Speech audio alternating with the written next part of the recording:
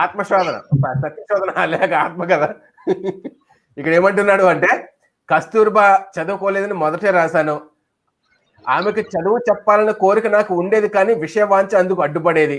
ఆమెకు బలవంతంగా చదువు చెప్పవలసిన పరిస్థితి, అది కూడా రాత్రిపూట ఏకాంతంగా ఉన్న సమయంలో సాధ్యపడేది. గురజనులు ఎదుట భార్యంగా చూడటానికి కూడా వీలు లేని రోజులు. అట్టి స్థితిలో ఆమెతో మాట్లాడే సాధ్యమా? పనికి మాలినటువంటి మేలుగు ముసుగు అనగా పర్దా రివాజు అమల్లో ఉండేది. అయినప్పటికీ ఈ రివాజు అక్కడక్కడ అమలులో ఉంది అన్నట్టు ఆయన చెబుతూ ఇక్కడ ఏమంటున్నాడు, యవ్వన సమయంలో భార్యకు చదువు చెప్పడానికి నేను చేసిన ప్రయత్నాలన్నీ వ్యర్థమయ్యాయని అంగీకరిస్తున్నాను.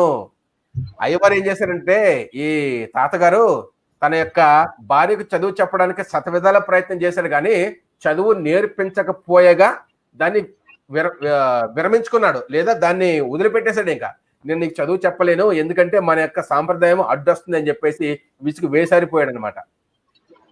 అంటే వాళ్ళ భార్యకు కూడా చదువు రాదు.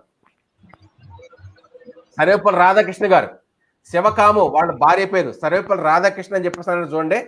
ఆయన యొక్క భార్య పేరు శివకాము, హ్యాడ్ నాట్ బీన్ ఎడ్యుకేటెడ్. ఆమె కూడా చదువు నేర్చుకోలే. అంటే ఈ పరిస్థితులన్నీ కూడా దేనికి అద్దం పడుతున్నాయి అంటే, మన భారతదేశంలో స్త్రీకి విద్య అనేది లేదు. ఒకవేళ ఉన్నా కూడా ఆనాటి కాలంలో చాలా నిర్బంధ పూరితమైనటువంటి వ్యవహారాలతో ఆమె అంతంత మాత్రమే చదువుకునే తప్ప వాస్తవంగా చదువు ఉండేది కాదు. అయితే అసలు స్త్రీలకు చదువు కలిగించింది ఎవరు, స్త్రీలకు విద్యను తీసుకొచ్చింది ఎవరు అనేది కూడా మనం చూద్దాం. చూడండి, శ్రీమతి రుక్మిణి లక్ష్మీ